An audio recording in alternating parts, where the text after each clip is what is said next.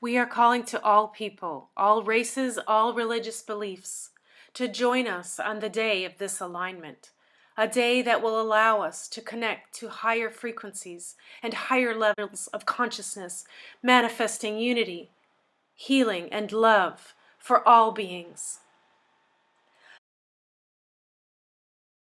We're an interesting group. I'm a licensed mental health counselor and a therapist.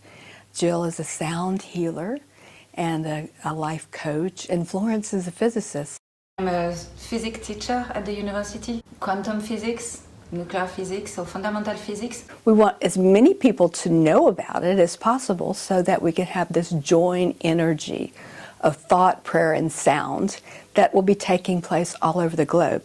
And because we've done this before with the Movement for Peace, and we were gathering people all over the world and walking labyrinths together, and we got 14 different countries and 44 different locations our first year, and second year we increased it. And we know that it's possible for us to do that. The other thing is there's so much about the power of sound and the potential for really making a shift on the planet. Earth has an electromagnetic grid of sound coming from the planet. We find why these cathedrals were built there is because of this frequency. These cathedrals were built over sacred sites that had been for centuries honored as holy places. The Druids and the Celts built temples there. Okay, why did they go to these areas? We'd think tribes will have to go where there's a lot of food and water and maybe trading. No, they went to these centers. And they were built over underground rivers or streams, and often limestone was in the deposit below. So it created an electrical charge that was measurable and is measurable today. The geobiologist that we're working with, his name's Roy Duff. He's been doing this research for years. He also had gone to each of these sacred cathedrals, so he was able to document what the ancients, the Celts and the Druids, and later the Knights Templar were seeking. They felt these frequencies. They were more in tune. They're not bombarded by transportation and internet and TVs and cell phones. They knew that when they connected to these frequencies, they connected to a frequency that affect matter.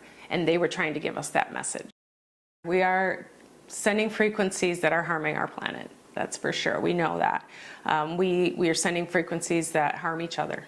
But the good news is we do know that there are frequencies that can heal the body and that can heal the planet. And that's what we want to teach people. Every one of our thoughts is important, that we are a vibration that offer energy to the planet. We've been taught for many years to live in fear. We're not supposed to live from fear. Our mind is a great tool and it looks for fear. We've got so much coming at us.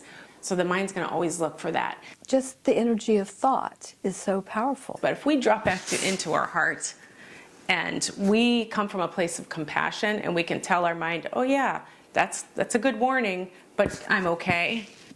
If we can shift group thought to a place where we are focused on knowing that our thoughts are so powerful that we need to monitor them so that we don't drag the planet down. What's really important? We're right here, right now, feeling love. So you can do that anywhere in the world. We do have the same skills as those ancient tribes. We're just not paying attention. At each of those cathedral sites, we'll be doing prayer, meditation, and using sound healing. And on the 28th, particularly when this alignment happens, we will be doing special ceremony that we're asking people across the planet to join us in with prayers, good thought. To make that shift of consciousness from fear to compassion. That's what our goal has been for the last 3 years in the Movement for Peace, is going from fear to compassion. So I think if we come together again as a race and from a place of a frequency of love and really tune into that frequency, we can heal ourselves, we can heal each other, and we can heal our planet.